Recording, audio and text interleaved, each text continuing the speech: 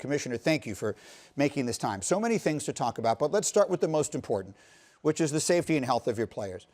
So obviously, hockey is not a game that can be played with social distancing. So when your players or anyone have asked you, is it safe to play? What is the right answer to that?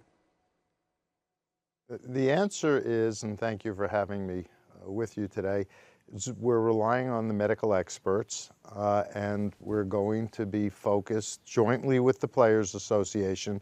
Everything we've been doing has been a joint effort working together to make sure that we're adhering to the protocols, which will be very strict, and we will carefully monitor with extensive testing all the players that are in the hub cities and the supporting personnel. When we began the process of focusing on coming back, we were really focused on two health issues.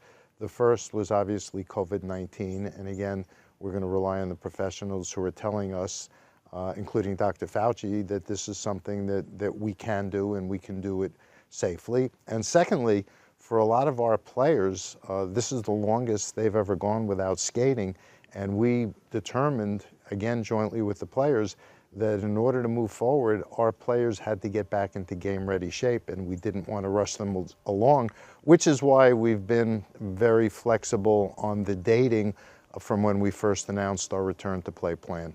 Can you take us through a little bit of the testing protocol? That to me is, I think, the most fascinating part of all of this, and the inevitability that you will have a positive test. What will happen then?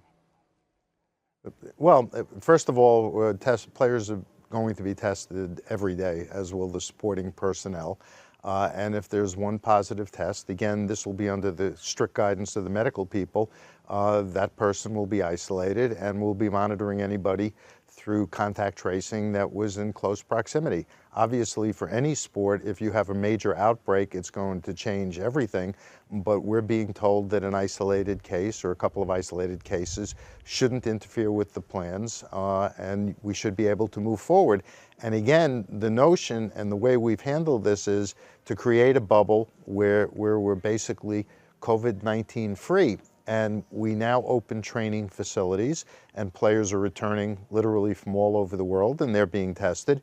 And when we go to training camp, there will be more testing. So by the time we get to what we call phase 4, which is the actual playing in the two hub cities, we should have a pretty good sense of what our population is and how well they've been tested and monitored.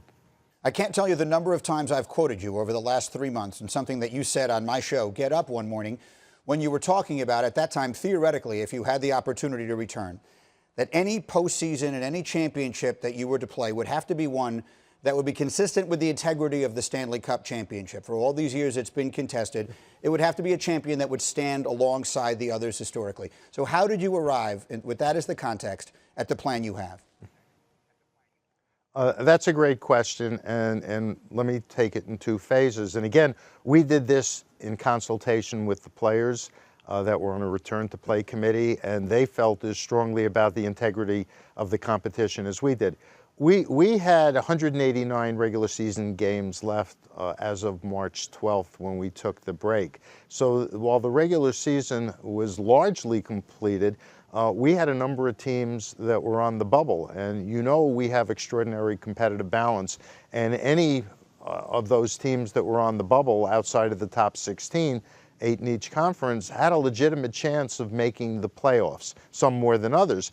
And we decided we needed a play-in round to give those teams a chance to ultimately make the playoffs, and that's going to be 8 best-of-5 series. And then we're going to the regular Stanley Cup Playoffs, which is 4 rounds of best-of-7 with the 16 teams that are there. The top 8 teams will be given a bye for the play-in round, but we're going to be playing the best-of-7 for 4 rounds, which is what it takes generally to determine the Stanley Cup champion. And I think everybody can feel good based on the combination of the play-in round and the way we're going to run the playoffs, that this will be a full competition, which will bring out the best in our teams and our players, and the Stanley Cup champion will be deserving of that crown and the most storied trophy in all the sports.